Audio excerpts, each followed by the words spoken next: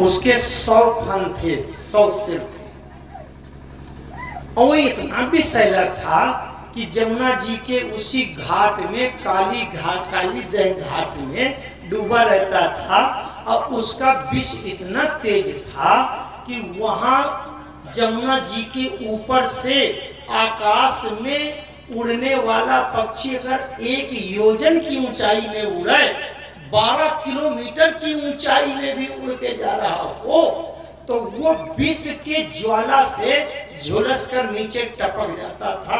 इतना जहरीला उसका जहर था। एक दिन भगवान कृष्ण के बछड़ों ने जाकर के उसी घाट का पानी पी लिया, और जब उसी घाट का पानी पी लिया तो बछड़े मर गए। भगवान कृष्ण ने अपना हाथ लगा करके अपने तेज से बछड़ों को जिंदा तो कर दिया, लेकिन भगवान कृष्ण ने सोचा कि मैं किस किस जीव को स्वयं हाथ लगा के जिंदा करूंगा, ये जहरीला होना ये तो बड़ा खतरनाक है। अगले दिन उन्होंने क्या किया कि आए, यद्यपि इस कथा में कहानी में प्रचलित तो ये है, आप लोगों को ध्यान से सुनना कैसी कैसी कथाएं निकलती हैं। प्रचलित तो ये है कि गेंद खेलने लगे और कृष्ण भगवान ने गेंद डाल दिया, तो मनसुखा ने कहा मैं वही गेंद लूंगा, लेकिन भागवत में गेंद खेलने वाली कोई कथा नहीं, ये बाहर से केवल दंत कथा है, बनाई गई। गेंद खेलने वाला कोई प्रसंग, कोई उल्लेख नहीं है। गेंद कुछ नहीं खेला। भगवान कृष्ण आए दूसरे दिन और बिना किसी कारण के जा करके काली दह के घाट से एकदम झम्म से उस जमुना जी के घाट में कूद गए। तो विलोक्यम दूषितां कृष्णां कृष्णाहीना विभु अतस्या विशुद्धि मनवीक्षम सर्पतमुदवातयत।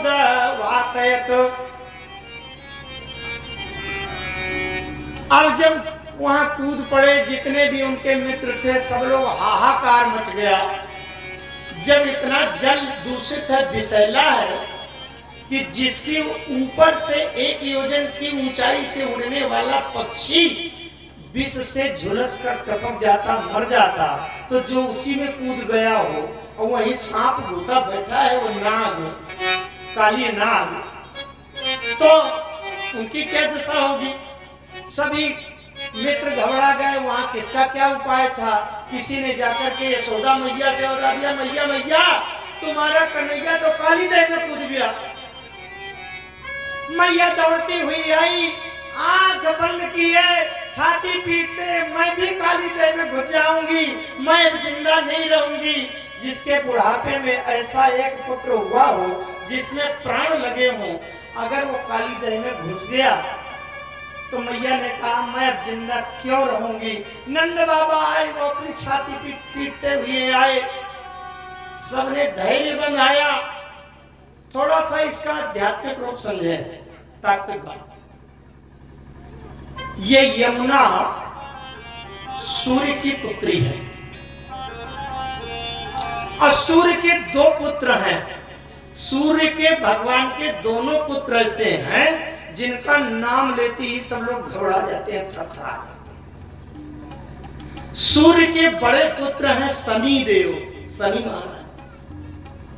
अच्छा, कहा जाए किसी को कि शनि सवार हो रहा है तो आदमी घबरा जाएगा। भैया, एक बार शनि देव और लक्ष्मी जी में ये बात लगी, ये बाहर की कथा है, मैं बता रहा हूं दूसरे पुराण की। शनि देव में लक्ष्मी जी में बात लगी कि ये बताओ कौन किसको सबसे ज्यादा लोगों को कौन प्यारा है, कौन अच्छा लगता है। लक्ष्मी जी ने कहा मैं अच्छी लगती हूँ। अच्छा, लक्ष्मी हमारे घर में आओ तो अच्छी लगेगी नहीं। खूब करोड़ों करोड़ों सोना चांदी अरबों खरबों आता जा, अच्छी लगी। अरे शनि देव ने कहा मैं अच्छा लगता हूँ। अब दोनों में बात फंस गई। शनि देव ने कहा चलो पूछवा लिया जाए।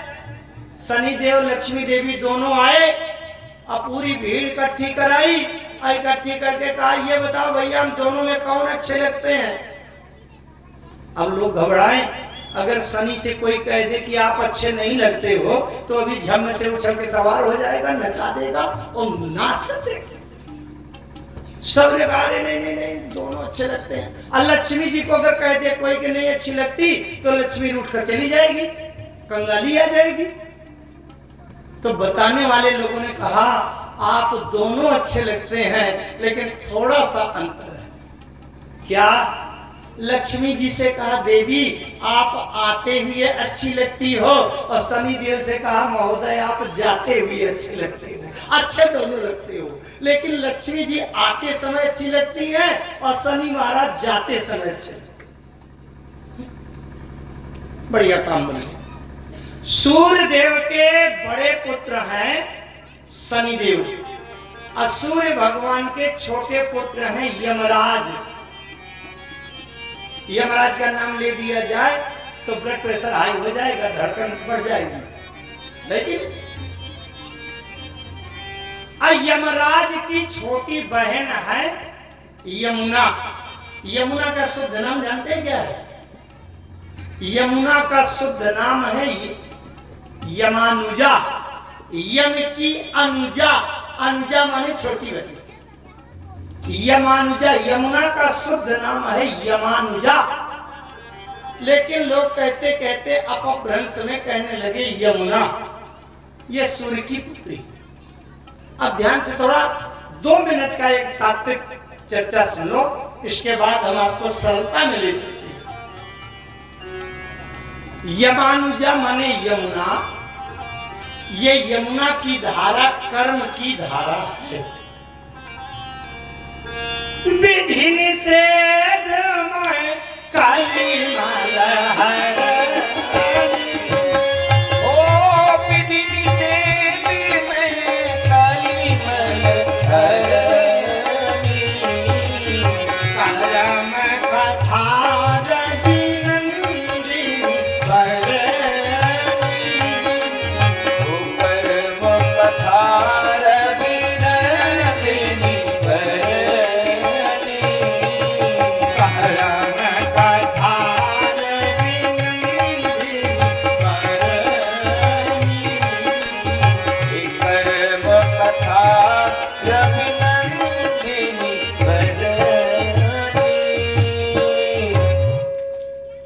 कर्म की धारा है यमुना, और जो कर्म बहुत करता है उसके अंदर कर्तापन का अहंकार आ जाता है। जो कर्तापन का अहंकार है वही है काली नाग। यमुना रूपी कर्म की धारा में कर्तापन का अहंकार रूपी काली नाग आ जाता है, जो अपने कर्तव्य परायण होने की धौंस रूपी जहर से विष से सबको झुलसाता है। मैंने इतना काम किया, मैंने इतना काम किया। पड़े पड़े सो रहे हो 4 बजे, मैं जब जवान था तो 4 बजे सुबह उठ करके मेरा इतना काम हो जाता था। ये जो अपने कर्तापन का अहम है वो सबको झुलसाता है। 1 मिनट की बात है, ध्यान से समझना। ये कर्तापन का अहंकार का विष कब दूर होता है? जब ये सिर परमात्मा के चरणों में झुक जाए, तब इसका वो अहंकार का विष दूर होता है। कल आपने कथा सुनी है, बलि बड़ा दानी था। वो भगवान को दान देना चाहता था, 3 पैर पृथ्वी मांगी, 2 तो नाप लिया, तीसरा कहां नापू। जो दानी होने का अहम आ गया था, वो अहंकार कब दूर होगा? जब परमात्मा का चरण सिर में रख जाएगा, या अथवा जो कर्म करने वाला है वो अपना सिर परमात्मा के चरणों में रखे। और अगर हम सिर नहीं रख रहे तो भगवान जिनके ऊपर कृपा करता है उसके सिर पर अपना चरण रखता है। और जब ऊंचाई की ओर उठना माने अहंकार, और पाताल की ओर जाना मतलब समर्पण, निरहंकारिता। और मानस में भी एक चौपाई आ गई, जय ही गिर चरण दे हनुमंता। जय गिरिचरण देहि हनुमंता। आज ही गिरिचरण देहि हनुमंता। ओ जय गिरिचरण देहि हनुमंता। चले मुसगा ओ चले मुसगा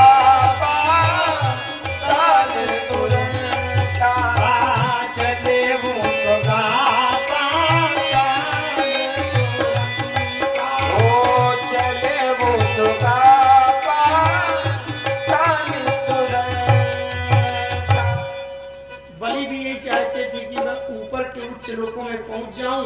भगवान ने चरण रखा तो पाताल चला गया। यही हनुमान जी ने किया था। सिंधु तीर एक उधर सुंदर कौतिक कूद चढ़ो पाताल ऊपर। जय कीर जी चरण दे हनुमंता चले सुधा पाताल। आइए बात करें। भगवान कृष्ण इसलिए काली देह में कूद गए कि इसके अंदर जो कर्ता होने का अहंकार है, जब तक इसके सिर के ऊपर मेरे चरण नहीं रखे जाएंगे तब तक ये अहंकार का विष नहीं निकलेगा। भगवान कृष्ण नीचे गए। वो काली नाग की नागिन जाग रही थी, काली नाग सो रहा था। भगवान कृष्ण को देखा नगिनिया ने, नागिन ने।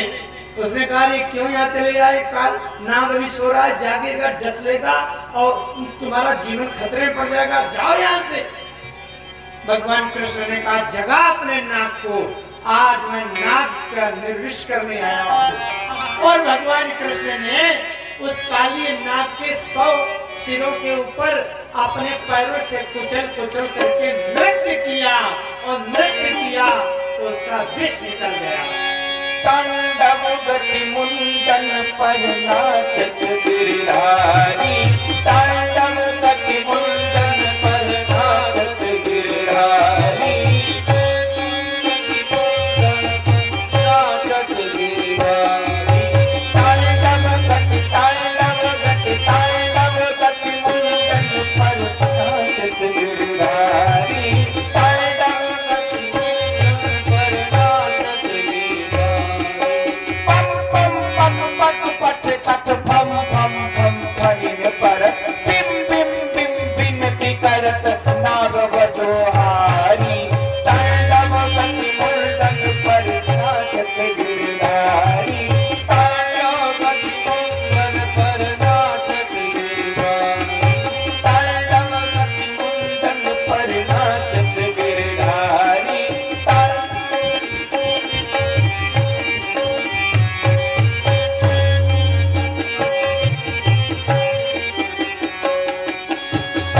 ससिक सलताधिक नम नम नारद मुनि। मम मम मम महादेव बम बम बलिहारी। तांडव गति मुंडन पर नाचत गिरधारी। तांडव गति मुंडन पर नाचत गिरधारी। तांडव गति मुंडन पर नाचत गिरधारी। तांडव गति मुंडन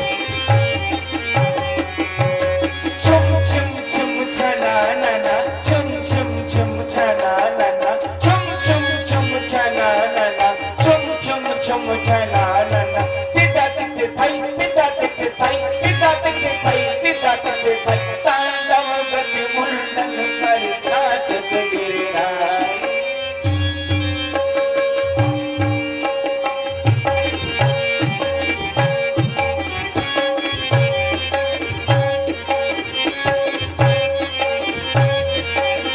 गिरधारी।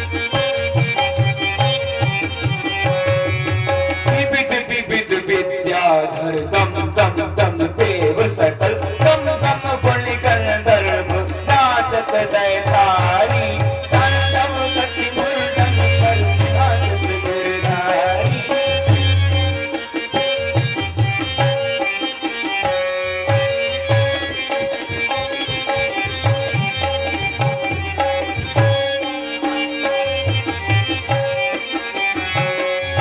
सूरनाथ प्रभु की बानी किम किम किन्हो न जानी। चम चम चम पर्यो निर्भय कियो काली तरदम गति मुंडन पर नाचत गिरधारी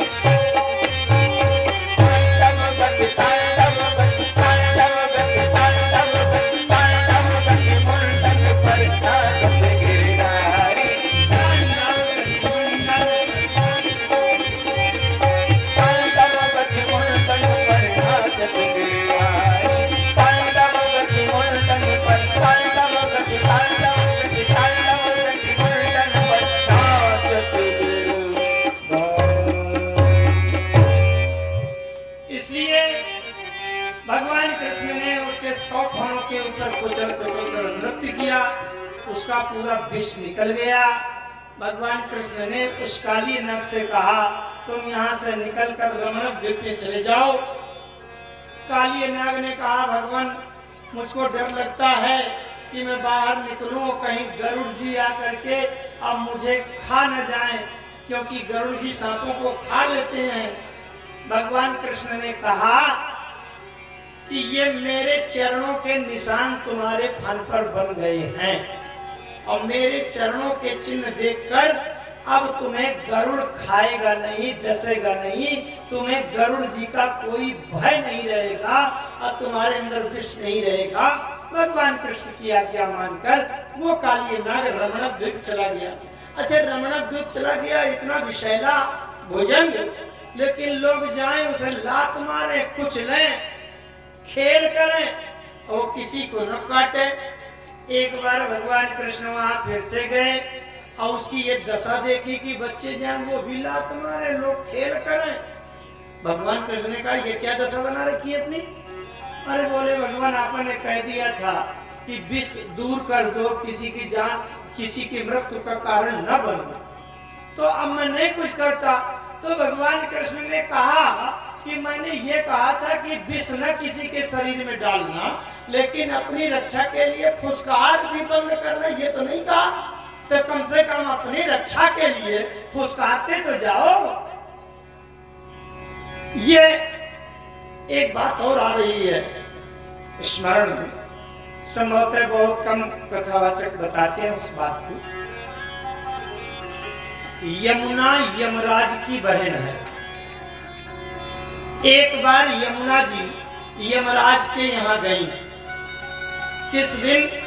दीपावली के बाद जब द्विज होती है, अन्नकूट के बाद, गोवर्धन के बाद जब द्विज होती है, उसको भैया द्विज कहते हैं।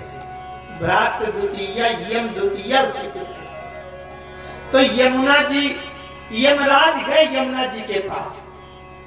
देखिए, भाई बहन के दो त्योहार होते हैं, ध्यान से सुनना। एक है रक्षाबंधन। रक्षाबंधन में किसको कहाँ जाना चाहिए? रक्षा बहन में भाई की जिम्मेदारी नहीं है, बहन को भाई के घर जाना चाहिए। अरे बहन को जरूरत है कि मेरी रक्षा करे भाई, तो बहन जाए धागा बांधने। गरज किसको है? बहन को गरज है। कहते हैं ना, भैया मेरे राखी के बंधन को भैया मेरे राखी के बंधन को भैया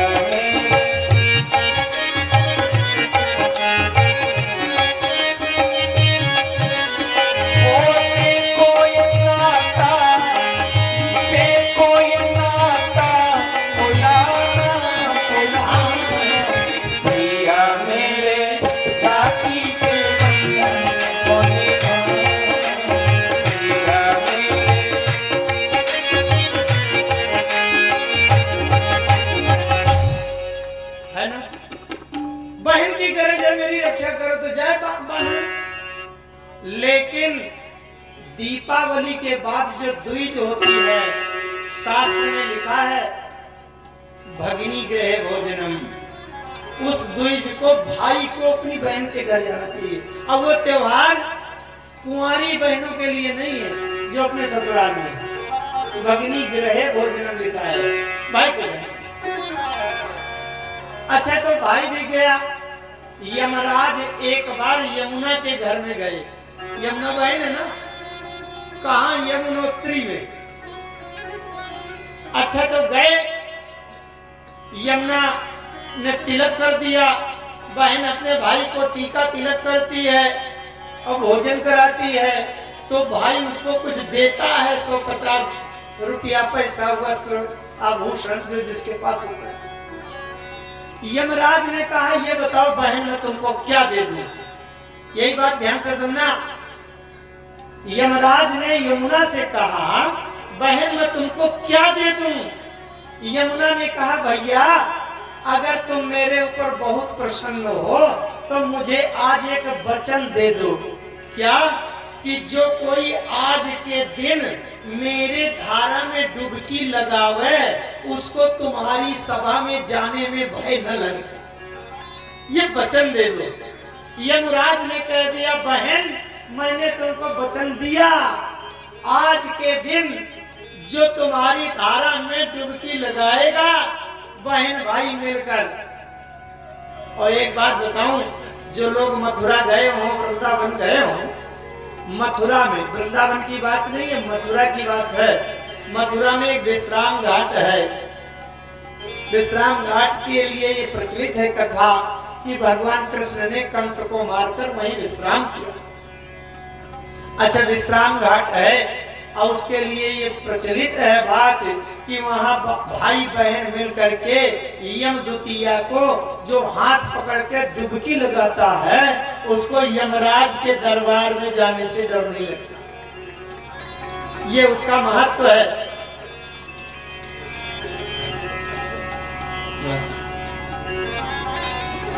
इसका क्या अर्थ है? केवल पानी की धारा में डुबकी लगाने भर से भय दूर नहीं होगा। यमुना है कर्म की धारा। अपना निर्धारित कर्म अपने नीति धर्म के अनुसार अपनी जिम्मेदारी निर्वाह करते हुए जो अपने कर्तव्य की धारा में डूबता है उसको यमराज की सभा से भय नहीं लगता। क्योंकि जब हम अच्छे कर्म करेंगे तो भय काय का रहेगा। आइए तात्विक बात बहुत हो गई, अब हम आगे सीधे चलते हैं आज की कथा से, जहां से विराम होना है वहां चलते हैं। पर्जन्यो भगवान इंद्रो मेघास्तस्यात्मूर्तयः